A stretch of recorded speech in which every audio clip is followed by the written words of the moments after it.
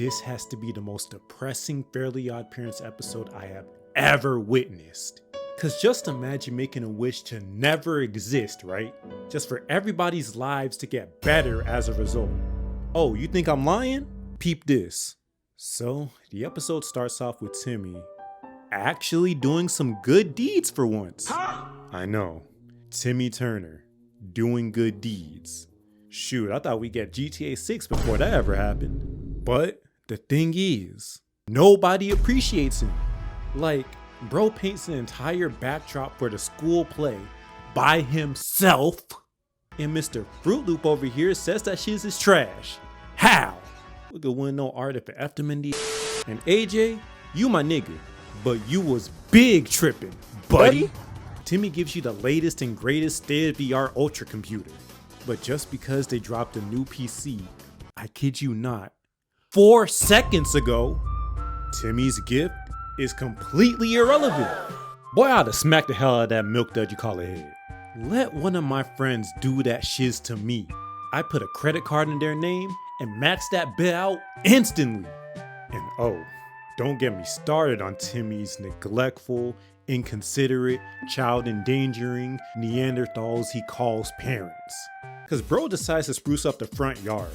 And that junk, keep that word in mind, is looking like Peach's garden. I am thoroughly impressed, Timmy. But you know who was not impressed? Timmy's own parents. It just so happened to be the day of the worst lawn competition, and Dinkelberg, of course, got first place. Well deserved too, cause this shit looked like a literal hunk of junk. See, I told you to keep it in mind. And you already know Timmy's dad was hating crazy from a distance. And nah, I promise you, I literally crashed out as soon as I heard Timmy's mom say this. And my butt is not that big. What do you mean? This is literally one of the biggest compliments he could have gave you, woman. Dang near every lady trying to get a BBL nowadays. But yours is all natural. What's the issue? So, because of all the underappreciation he was getting out of rapid succession, Timmy makes the most drastic and impulsive wish of his entire 10-year-old life. I wish I was never born. That's crazy, bro. Shoot, even my fiance brought up a good point about this wigger technically committing suicide in this episode, which is even crazier if you really think about it.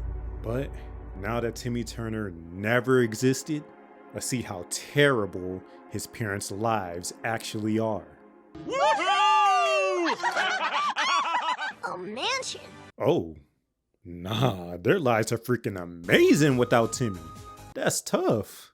They got a whole mansion, racks on racks on racks of money on, and a freaking daughter who is a goddamn award-winning child actor, I might add. Dang, you really got a feel for Timmy on this one, bro. He may be a selfish brat throughout most of the show, but my wig ain't deserve to feel like this. But don't worry, it gets so much worse. Timmy Turner! The Grim Reaper! No, it is I. Dang, Jorgen, you trying to comfort this jit's mortal soul? Well, lack thereof, cause he was technically never born, right? But whatever. This nigga was literally about to send Timmy straight to hell because him wishing he was never born greatly improved the world. Damn, that's sad as heck, man. I would have a hard time even wanting to live knowing that my existence is making everybody else's worse. But of course, Timmy got that guts mentality. He gonna keep on living no matter what struggle he goes through.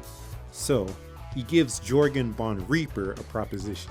If he can find one person whose life is actually worse without him, then he don't gotta burn in hell for all eternity. Well, I mean, if his parents' lives are greatly improved, then I'm sure it'll be extremely hard to find someone whose life is worse off without him. Let's be honest here. For one, Francis is not a gothic bully and is actually a nice dude. All because he ain't got a buck-toothed, pink hat wearing jit to take his anger out on. Whoa, sorry. Not too much on Timmy, Kike. Chill out. Shoot, look at Crocker though. Dude is literally a Harvard professor. And he's buff as shiz too. Well, too bad that Timmy free life couldn't get rid of the ear on his neck. But I digress. Even this nigga AJ was living the dream. Nearly graduating high school at the age of 5. Ain't no way, bruh. Does this jit have an afro? Timmy must have stressed this nigga out.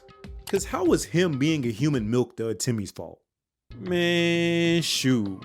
How Chester doing? Cosmo, Wanda, come on! Wow. Chester has his fairies now? Honestly, this makes sense. Cause Chester deserves Cosmo and Wanda way more than Timmy ever did. And that's on me. Like, come on. Dude was literally helping the needy for goodness sake. Yeah, you gotta do better, Timmy. And bro, even Vicky had a change of heart.